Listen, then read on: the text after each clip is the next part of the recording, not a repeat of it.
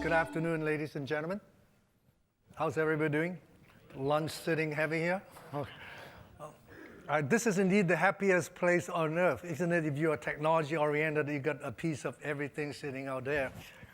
And I don't know about you, but I haven't been to this in Anaheim for many years, and there are neurons in my brain that I didn't know exist. That as I realized that when I was walking over here, that something is humming in my brain uncontrollably. It's a small world after all. It's a small. Anyway, I've been asked to say a few words about an area of transformation that HP and Aruba is very passionate about driving in industry, and with all of you as partners and potential customers and current customers. It's probably a very, very relevant area, and it's area of transforming your workplace to in a mobile-first, cloud-first environment to enable you to increase your business competitiveness, responsiveness, and increase the strategic power of the operation. So transforming your network underneath that workplace for mobile first. In Aruba, we have a term for this kind of work population. We call them GenMobile. And before we get into GenMobile, let us examine how we has gone through the stages in the workforce by going first, what I call Gen X.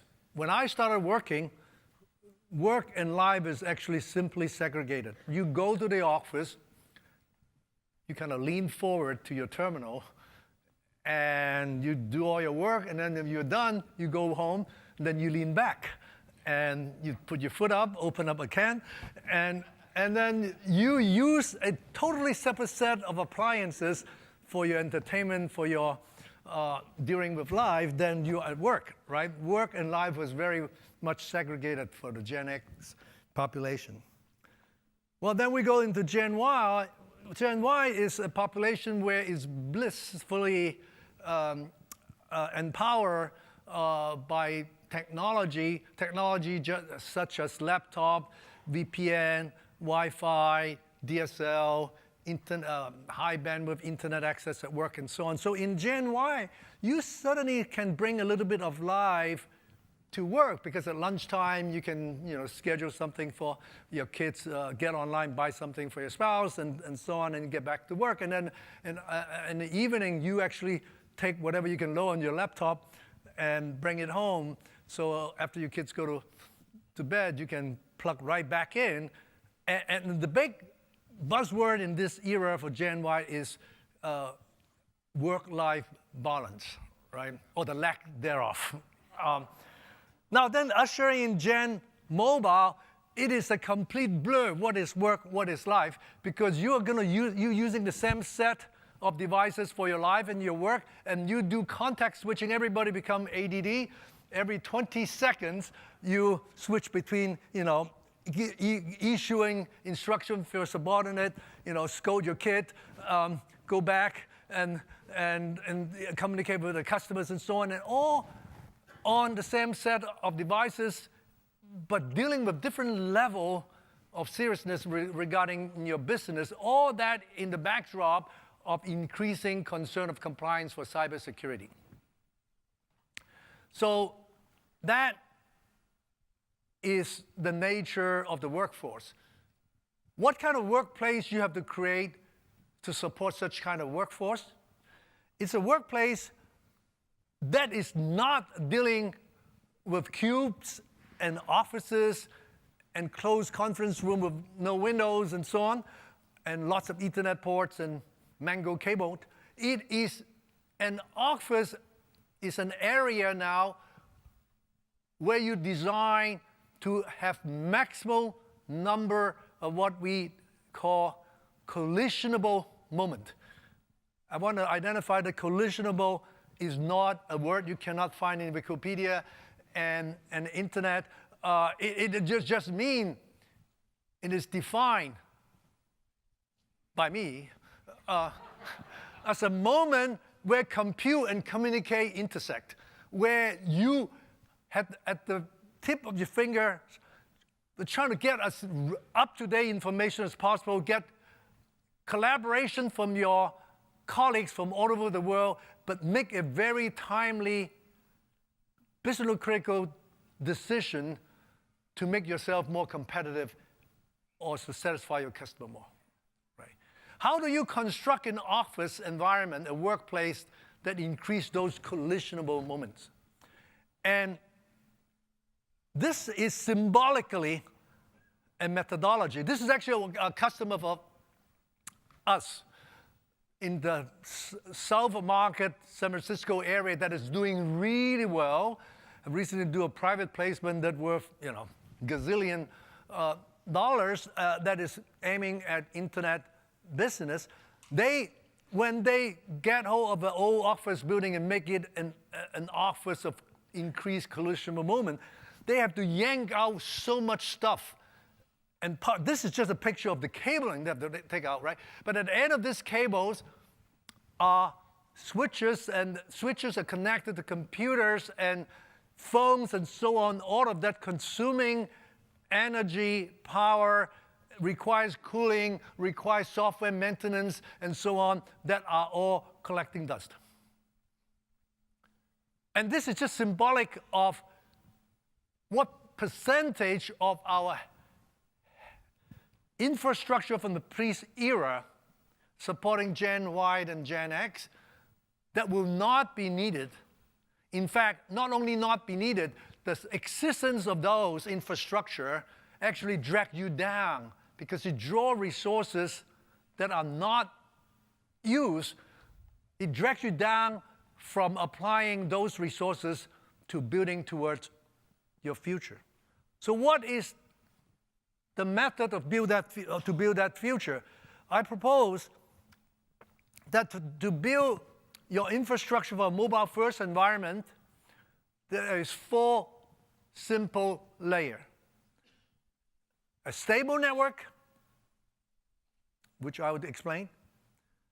A secure layer on top of that stable network. A smart network on top of that secure, stable network. And then a layer to shield the complexity from your day-to-day operations. So in 4 words, this defines what you and we will be busy with if you are really serious about building this new workplace for years to come. Simple, smart, secure, and stable. If you remember this 4 words, you got the key to the future. Now, normally it takes me 40 minutes to explain this 4 words, but today I'm going to make it abbreviated. Okay, so let's talk about stable. In a mobile-first environment, obviously, the key is everybody jump into and say, I need to build a wireless network because everybody needs to connect wirelessly.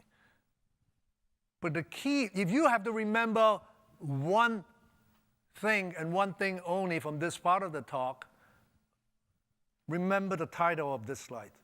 When you build out your next generation infrastructure, wireless is just an enabler. The key thing is mobile. Think mobile, not wireless. And the difference is most people build up their wireless network as a cordless extension of the legacy wired infrastructure with all the smart and intelligence and the QoS and manageability, security all tied to the port. And then they think that by adding some Wi-Fi radio at the end of that port, they extend that connectivity for 50 feet, 200 feet. Yes, you do that, but you do not, by just adding that access point, extend the manageability, extend the security, extend the QoS, and extend the mobility. If you really want to build the next generation mobile-first workplace, you have to think mobile. Mobile is about roaming. The next generation mobile network is about elastically accept traffic, not statically, because in an area like this, at lunchtime, it has perfect air signal. Right now, it has at least 200 devices competing for the air. That kind of phenomenon would not happen for any wide access network. The design methodology we accumulated over the last 2 decades is completely useless to design a next-generation mobile-first network. Okay, and it's about matching the client device to the network infrastructure, matching application type, giving it the right QoS. I'm going to talk more about that when I talk about smart network. So the key thing is also optimize the next generation work and apps environment is going to be primarily real-time and mobile and multimedia oriented, as compared to the old client-server traffic is a lot of data transaction, and that is totally different kind of design. Okay? So think mobile and not wireless. And for the stable infrastructure to build that, there are customers of ours who is taking the leading perspective and have successfully deployed very large scale, in this case, in Redmond, 11,000 access point, integrated quality of services with very seamless roaming, extending beyond the campus to worldwide enterprise locations. So this is real, and this is totally implementable, but you have to start from designing for mobile rather than for wireless. So let's talk a little bit about the next layer. Once you have a secure, a stable network infrastructure that blend the wired and the wireless component and give you that elastic capacity with the appropriate QoS, the next thing to talk about is obviously now you have a network that is very, very popular. How do you secure the traffic and protect the user in that network? So the secure layer becoming the key things. Now, before talking about security, we have to deal with a higher order phenomenon.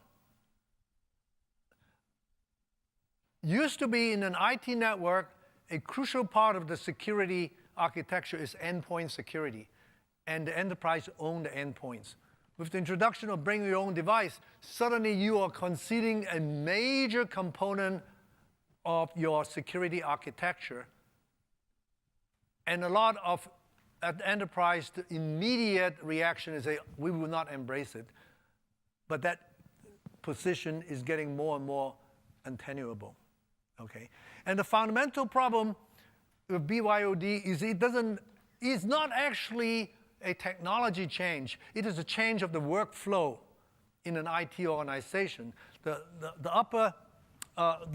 slides show the traditional IT organization workflow. First, for any new technology, you have an engineering team that design architecture, make vendor selection, and technology selection. And then you obviously go out for an RFP. You select a vendor, and the operations team work on building out and deploy the network.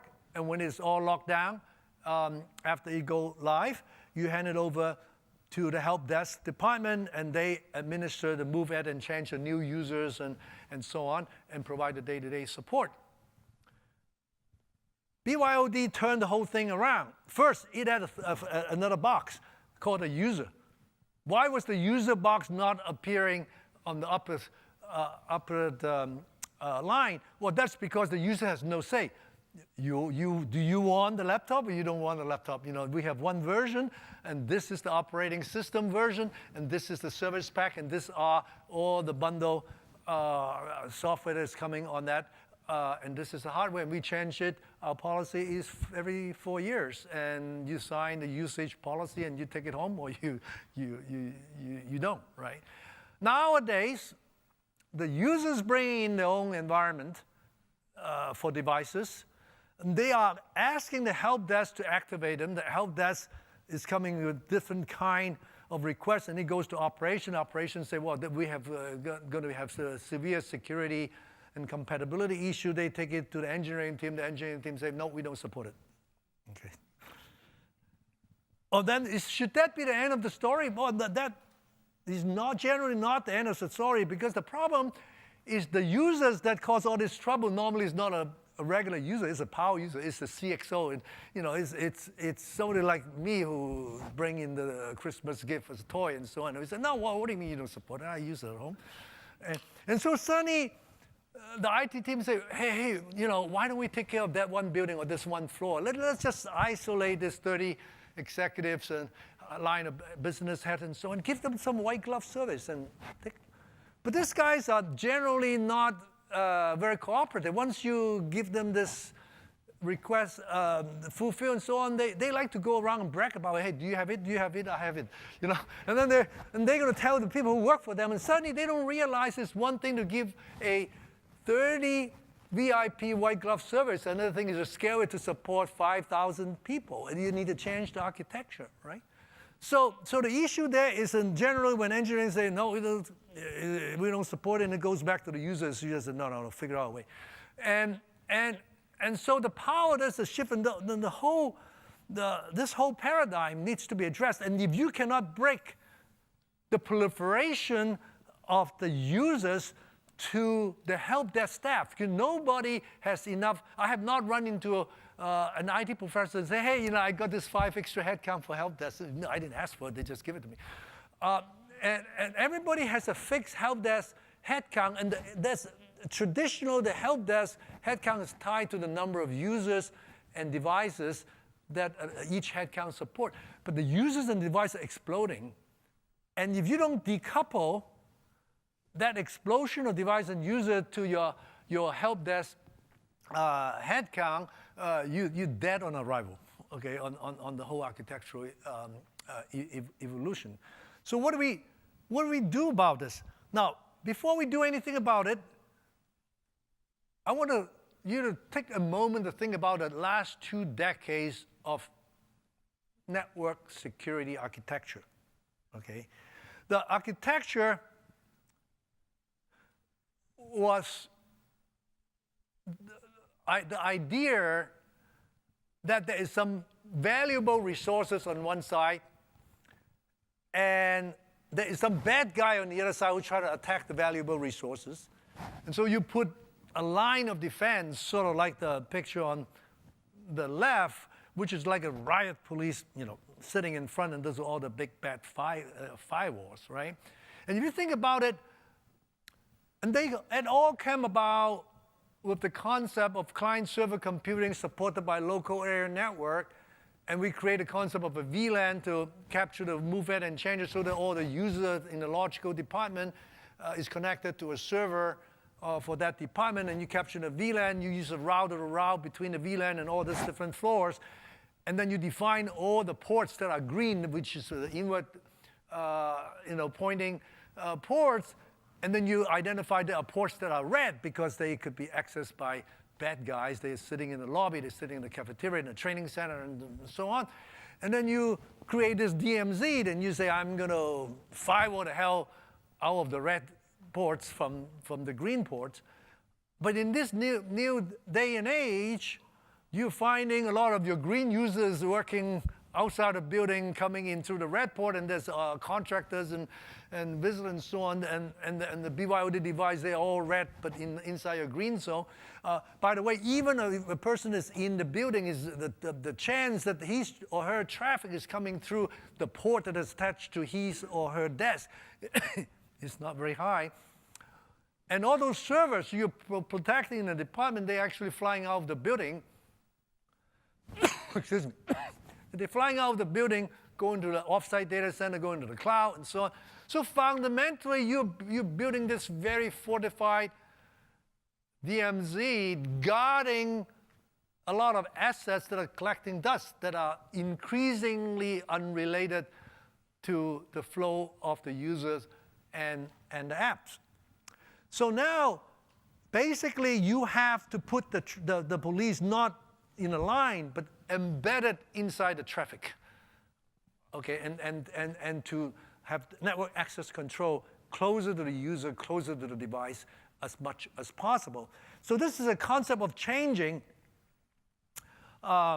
nature of security, now you have three components. You are going to move your firewall in front of the server, and the server goes wherever with the server. You still have that internet, extranet, ingress, egress, port, right? Ingress, egress ports, and so on.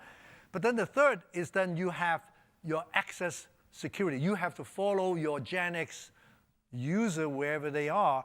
And how do you make these three columns of the security, the perimeter-based security, the data center security, and the access security interact with one another? That's the key. And in Aruba and HP, we think about the next generation access management paradigm in the following manner. We look at it in two dimensions. First, you have the user dimension, and then you have the device dimension. The user dimension, fundamentally, traditionally, we have the employees. And then we have the non-employee, which we call visitor. The visitor could be a 1-hour guest, could be a 3-hour, 3-week auditor, could be a contractor that's stationed there for 3 years, right?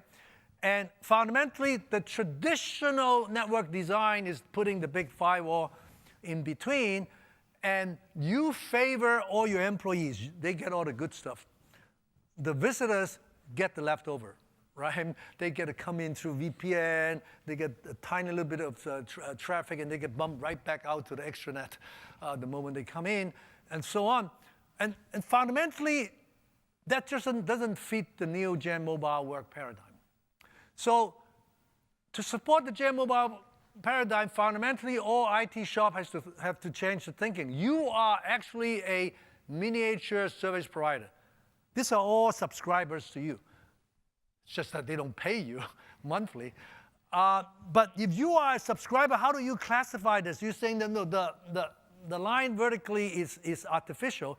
If I'm a subscriber, okay, by the way, so the traffic for all this access is growing in the other three quadrants, right? And for the other dimension, basically you have the enterprise-owned device, and then you have the BYO device, right? Now, we have in the IT community for the last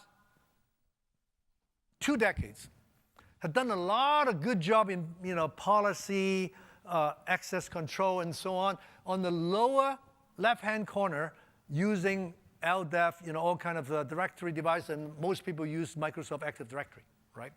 So that's a very well managed quadrant, but that is the quadrant that is not growing. In fact, that's probably shrinking, and all the other 3 quadrants are growing. And all tools that happens in the industry are coming out as point tools in each one of the quadrants for you to manage. The idea is, can you evolve to a single system to manage all 4 quadrants? And I mentioned earlier on, the way to look at it is that you are a service provider. If you are a service provider, you say, forget about what is in, what's out. Assume everybody is outside. That's how a service provider runs the network. You only associate access right and priority with different level of subscription. You have platinum, you have gold, you have silver, you have bronze, you have wood, you have water, and so on. Now, what it means for different subscriber, different level, is normally how much bandwidth you give them, how much, what access right do they have for the various assets and so on. As you define your class, right? And once you define that, then whether the person is temporary or long-term, the duration of association is irrelevant. I always give the example inside my company. Every other month, I have 8 very important visitors. They have a board of directors. They show up in sometimes different building, but they are the same board of directors. And they don't want to be classified as guests, and they have access right that is of premium. So I now have 8 platinum subscriber that has a 6-hour every 2 months subscription with me, right? And you have to always constantly recognize that. Then I have a 12-year, 10-year shipping clerk in my warehouse that uses one particular application in SAP, and that is a 12-year-old bronze user, right? And the moment that you identify how to set your policy, you suddenly delineate your network very differently. And then the other dimension about separating enterprise-owned devices versus BYO devices, you say, what's the difference between enterprise and BYO device? Enterprise devices, I can issue a digital certificate and I own you. I can check your posture, I can quarantine you and so on. So why don't we do that? Why don't we constantly scan the air and we have a profiler to let you always know what devices you have in your network. And the moment you see a new one, you say, who are you? Oh, you are X, Y, and Z. And you say, you want to use the network? Do you agree to this policy? And the moment you agree, I issue an agent that sits with a digital certificate on your device, right? And during that 6 hour, 8 hour, 3 days, 3 months that you are part of my guest device, I own you because you have accepted my certificate. So during that one move, you eliminate the horizontal as well, right? And so suddenly now you have a single system, and that is what the Aruba ClearPass operating platform allowed you, is to integrate all kinds of access network control that you no longer have a Ethernet base, Wi-Fi base, VPN base, network access control, okay? And now, again, this is very widely deployed just around the corner in Newport Beach. Pacific Life has fully deployed this system, including supporting Skype for Business and designed from Aruba Access to HP Core. And so that will be a shining example of a deployment of this nature. Third is smart. Okay, so now that you have a secure and stable network infrastructure, I think the most exciting happening in our industry in the next 2-3 years is going to be in the smart and simple area. What do you mean by smart? Well, the network is now going to be so congested. There is no chance, if you don't know, if you just treat a wireless network like an Ethernet network, you are going to run out of air so fast. And it's not oxygen, it's not carbon dioxide, it's Wi-Fi, right? And the reason is that unlicensed bandwidth is limited compared to the kind of traffic and application that's going to be on it. So a smart network always not just deal with packets, it deals with application types and make QoS adjustment according to application type. It is not important that your iCloud traffic go through in 3 seconds. It's very important that your Skype for Business phone call go through in 200 milliseconds, right? So at any moment, you have to differentiate traffic in your air, and you need smart intelligence. Generally, technical term is deep packet inspection and traffic-aware persistent sessions. So every time when you start a connection from a user, we use the concept of mobility context. Who you are, what devices you use, what application ID, what is your physical location, what's the time of the day. That is very important because if you are in an education environment, what you allow during class time versus lunchtime versus off hour is very, very important. If you are in a healthcare environment, equally different classification. If a financial environment, is a trading hour, is an off trading hour, very, very important, okay? So once you are able to differentiate the traffic type in the air, you can do applications that people thought could not have been done before. Let's say telephony. This is the actual picture in the lobby of Aruba's headquarters building since 18 months ago or more. Right? We have an initiative that's saying that can we question ourselves, is the Wi-Fi technology current days able to support mobile unified communication and completely get rid of the desk phone? Because that is the remaining application that's driving a potential need for wide connection and the whole move it and change associated with that. What we find out is that there is plenty of bandwidth available if you know how to prioritize. And that is where the smart air comes in, right? So since January 2015, there's not a single desk phone, including on the desk of our receptionist, our assistant, our telesales people, and so on. We just want to prove that if you have the right technology, this can be done. And this is a very powerful, not because it is just replacing a desktop device with a mobile soft phone client on your mobile. It is about how you enable this whole collisionable movement. You know, at this moment, our assistants who need to set up conference calls and so on would not know how to go back to do their business, like when we have the PBX. Because used to be, it takes a lot of effort to coordinate a call. Now they just get on a calendar, click, click, click, click, boom. And when we are driving, some of us are in China, some of us in Mexico, and so on, just one link button. We are there, right? A very instantaneous gathering of distributed resources. That is very powerful. Another big application of smart air is what we call public-facing enterprise. So traditionally, a lot of the IT architecture and deployment is focusing on what is on the green side of the network, right? The corporate internal network.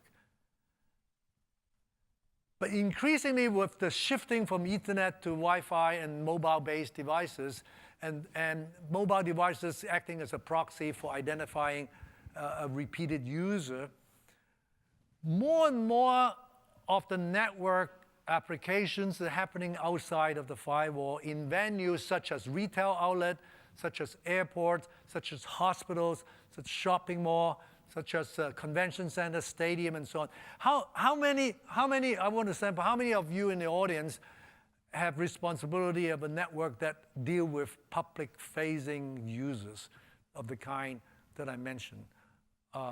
Like in a healthcare environment, or transportation, or stadium, or education, and so on, where most of your traffic actually are outside of your firewall. Remember, it used to be when you're outside of the firewall, you're out of luck. You get the leftover. Now you can argue if you're running a shopping mall, you're running a retail outlet, you're running a stadium, the traffic outside of the firewall is even more important than the inside firewall, because those people who generate the traffic outside the firewall actually is funding a part of your network, right? And also, you can use that network, if it is smart enough, to start an engagement to the user.